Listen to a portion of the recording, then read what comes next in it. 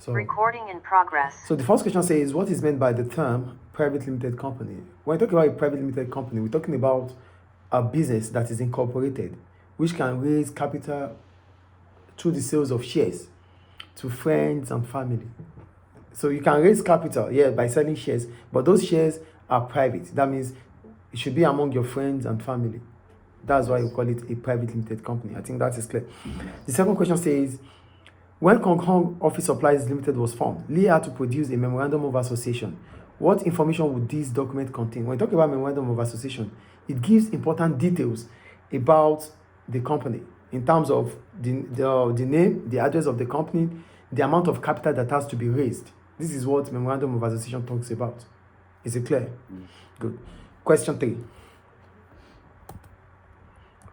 What is the purpose of a prospectus? When we talk about a prospectus is an advertising document that invites potential investors to come and buy shares before flotation.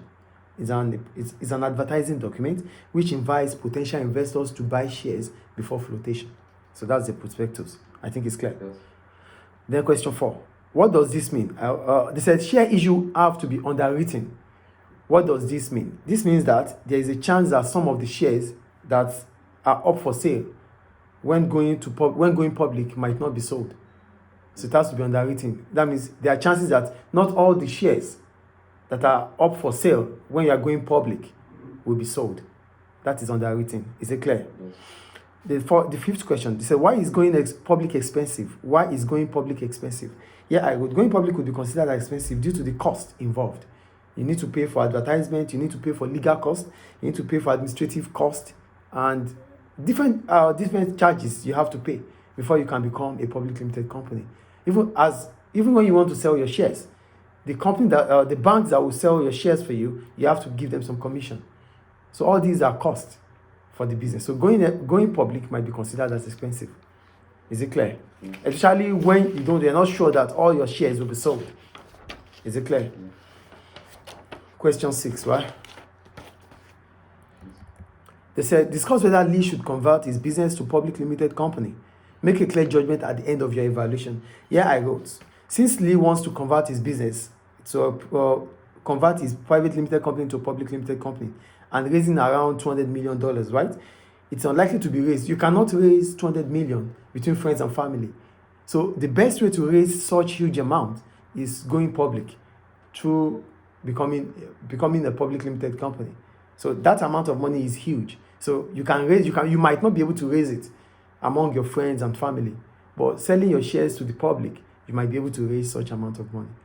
But when you are going public, you should also understand that you have to check the advantages of going public and the disadvantages. Based on the case study, Lee wants to start selling huge or large numbers of stocks. And for you to be able to sell large numbers of stocks, you need to expand. So expanding your business would allow you to exploit economies of scale, purchasing economies of scale. So large numbers of stocks you buy, you'll be buying it at a reduced amount because you'll be getting discount. So expanding your business from being a private limited company to a public limited company might allow you to enjoy or exploit economies of scale. Reduction in your average cost of production. That's an advantage. Another advantage about being a public limited company is that you'll be able to raise more capital to finance the expansion. But it has its own problems too. One of the problems about going public is that Lee and the family and friends might start losing control of the business to outsiders. Because as soon as you go public, your stake reduces. The authority you have reduces.